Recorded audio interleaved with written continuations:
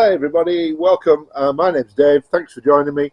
And what are we doing today in this freezing cold, very miserable, cloudy, overcast day? I have a little bit of a ticking noise coming from the rocker since I adjusted the valves. But what I suspect has happened is that the way that the shims fit into the buckets, I think that one of them has been slightly raised and it's dropped down since I measured it all, and it's caused it to tick a little bit. So we're going to take the rocker cover off and investigate what the ticking noise is. So without further ado, I'm going to change the cars around and get the Jackaroo in the garage.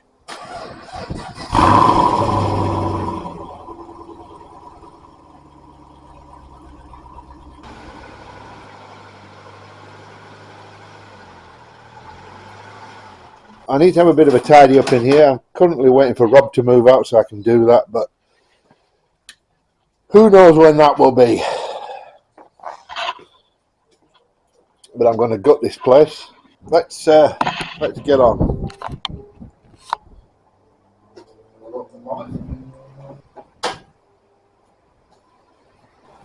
I might see if I can move back a little touch.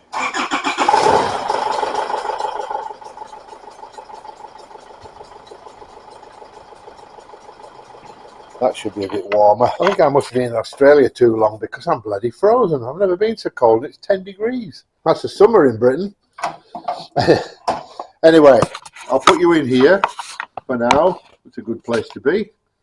In the top of my toolbox. What we're going to do, first of all, we're going to charge up this light and get the other light out. So that's on charge. I've also got these lights, but these are getting a bit flat too. That one's flat. And this one is flat. So I'll charge them as well. I was on Amazon the other day, I bought 3 of these little USB multipliers that go into your auxiliary socket. Fantastic if you need more USBs. Right, so first things first, we need to take this intercooler off as usual. That's what we normally have to do, so we'll start with that. Okay, so now I need some pliers. I'll give you a word of warning. I had a problem with one of these intercooler pipes, and I bought some blue silicon air intake hose from Autobahn. It wasn't cheap, $25 or something. I put it on, it was rubbish. So what I suggest, if you need to replace these hoses, get another one of those from a scrapyard or something, because the other one was terrible. Anyway, let's get on. The problem is I don't know what anything is in this toolkit. So today I'm using my cheapo eBay hand tool. Works really well actually, it's not bad at all. Once I got this off, I'll get the light and then you can see a bit better. The other thing we're going to be doing today is air intake pipe. I'll take it off, I'll show you once I've got it off, and then I'll show you what we're going to do. Let me get this intercooler out of the way. I'm going to shift the toolbox around because I need to make a bit more space. That's a little bit better. Alright, sorry about that everybody. I had to go get another bin bag from upstairs because I parked the car against the rack. Can't access my bin bags. I'm looking out Rob's mess. I can clean this car out and just left the bin full. Okay, so we're back on track. With this, what I propose, because this is all good, what I propose is we cut this off and use this in its place. Right there, I need to take this bracket off. Back to the 12mm. I've told you this before, what always happens with rechargeable batteries? Dead.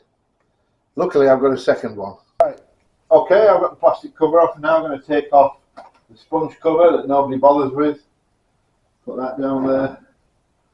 And we're ready to take off the rocker cover. What I should be using is my new magnetic work tray from Aldi.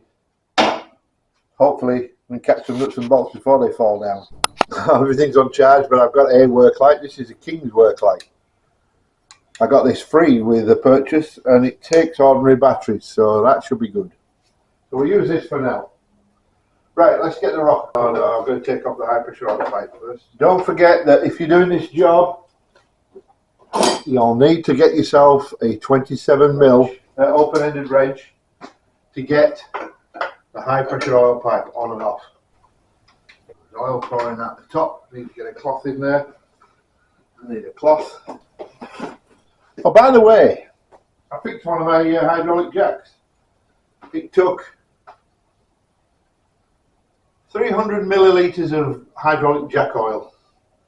There was no oil in it at all. No wonder it wasn't working. However, I did do the other one as well. It needed as much oil, but that one still won't work.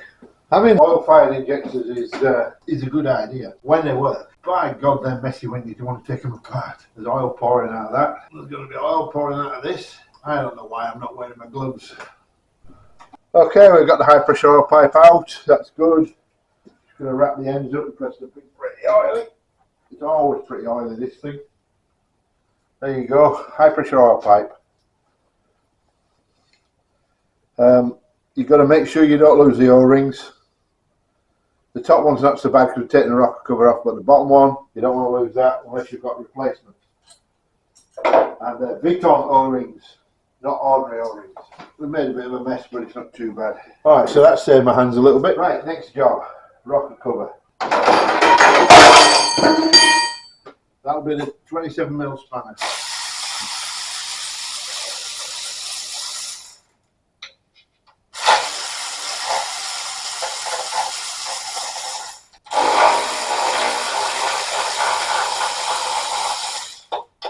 Those magnetic trays are brilliant for catching stuff. Right, I need a light for this one. The last one. The cord. This is the one we have to helicoil. It won't work. I need the wobbly head. I need a van outside. The wobbly head. That's what I need. And then there was light. Oh, then there wasn't light because I put it somewhere. I don't know where I put it. There.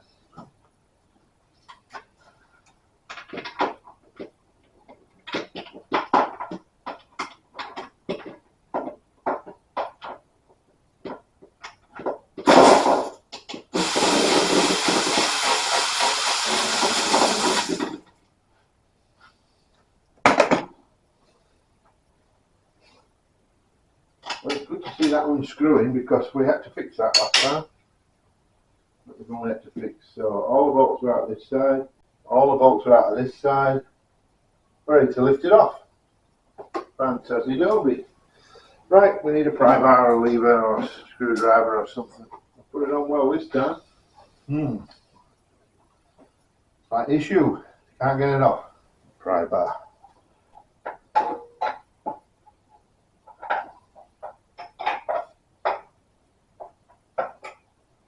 Know where to lever it from. There we go. I knew it wasn't far off moving, so I've got to be careful because I don't want to damage the gasket if I can help it. It's a new gasket, I want to try and reuse it.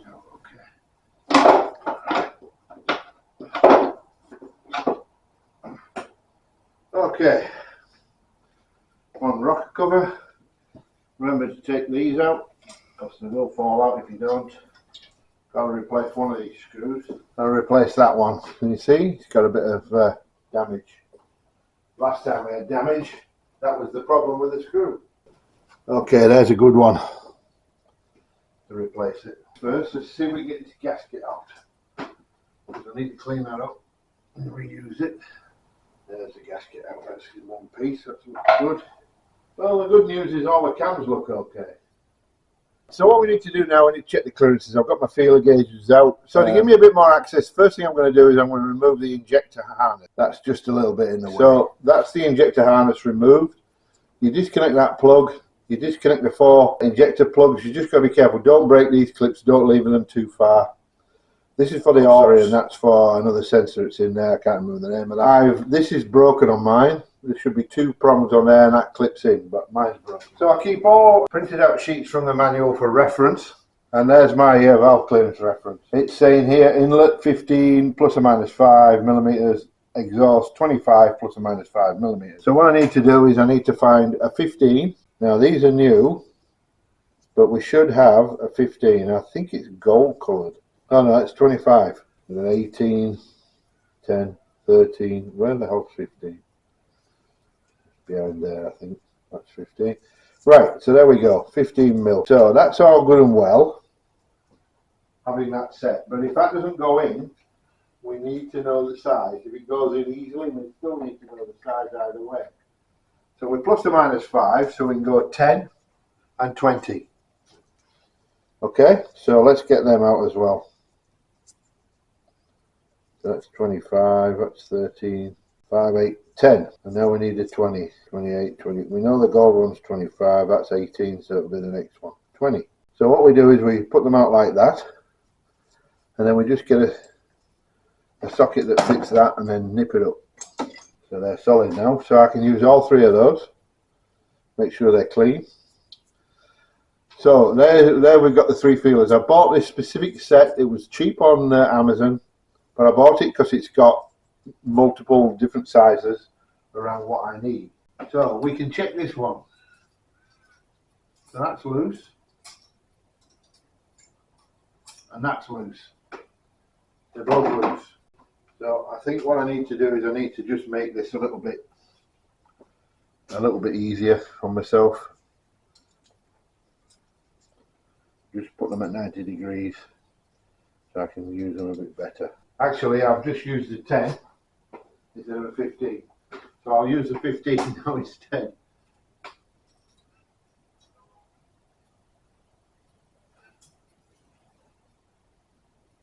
So that 15 is a little bit tight, but it's a perfect size.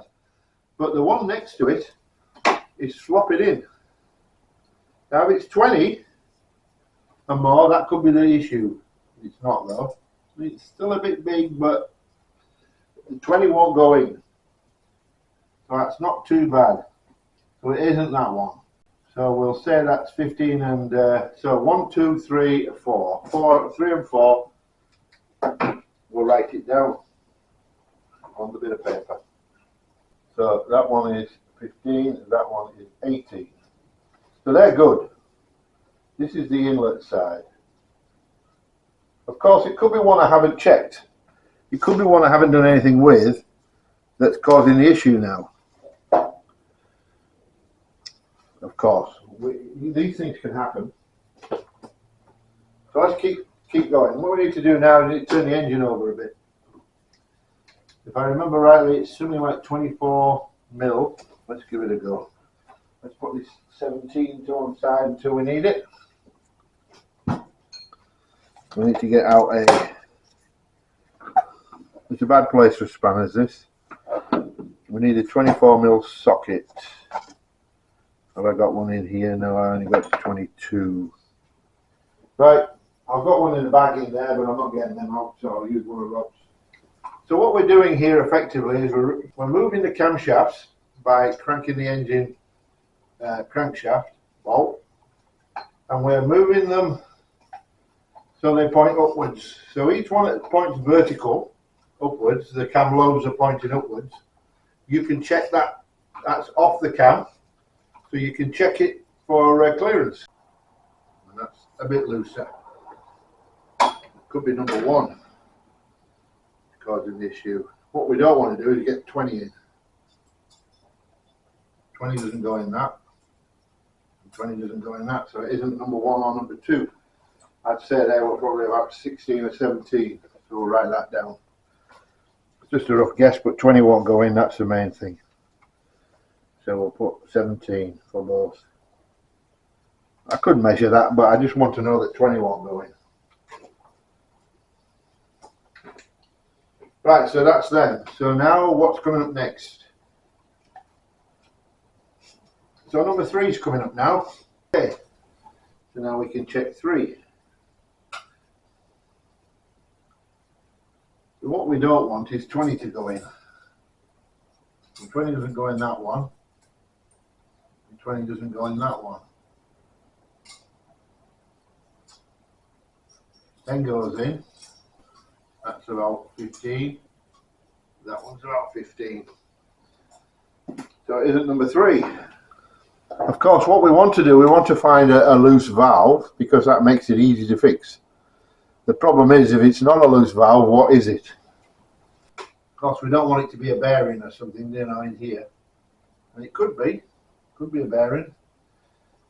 We don't want it to be that, so let's hope not. Right, let's get number 4 round. Had to happen. It had to happen. Gone through. Easy to push it through than it is to pull it out. Well, I say it's easier. It's not easier when you've got to stand up on the floor. Not much oil coming out of there. We did a good job when we sealed that gasket last time. No oil coming out at all. Again.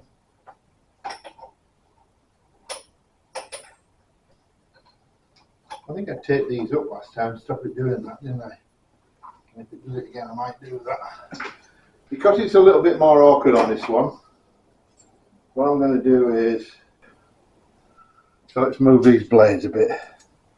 We don't actually need 10. We just need 15 and 20. So we'll put them around there like that. Well, let's test this one.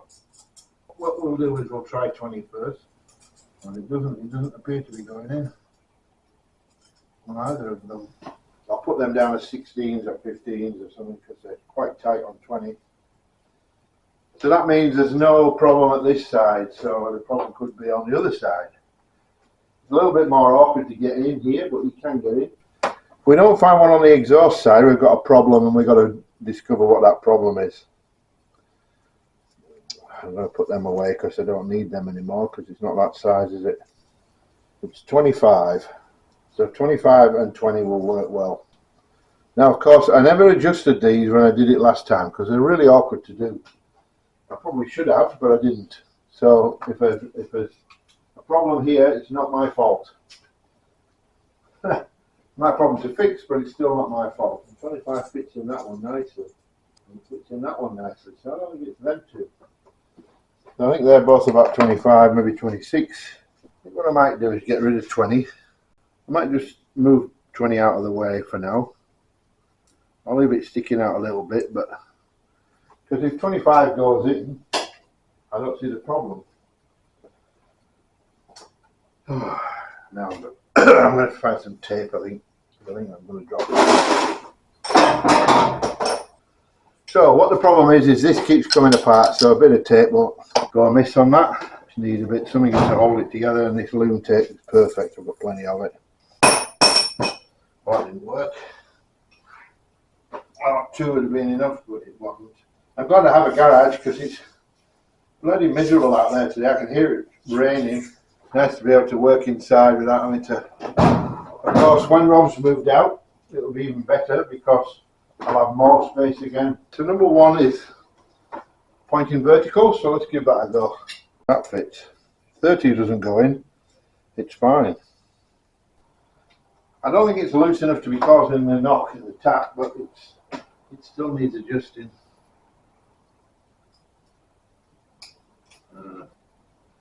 Actually, no, it doesn't. It won't go in. It will go in that one just. I don't think that's the problem. So those are about 31, those two.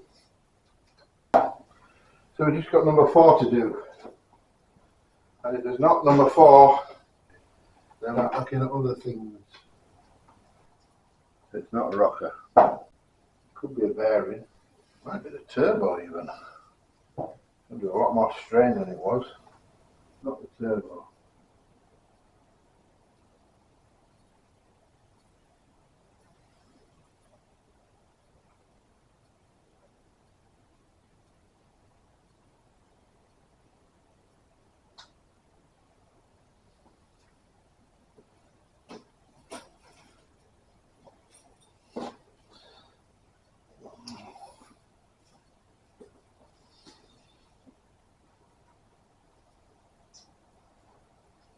The next thing to look at.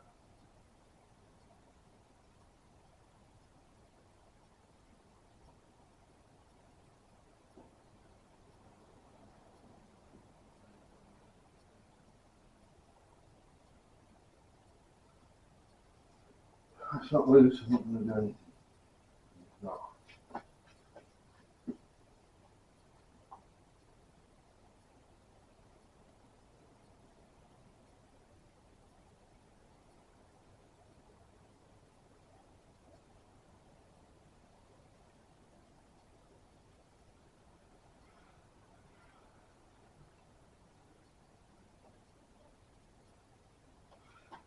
So effectively we're taking the rocker cover off for nothing, but at least we've managed to check it. Check my valve clearances, everything's in spec, couldn't find anything loose or damaged in there, and then I was inspecting the drive belt for the aircon, and look, that could be the noise. That needs replacing, it's all cracked.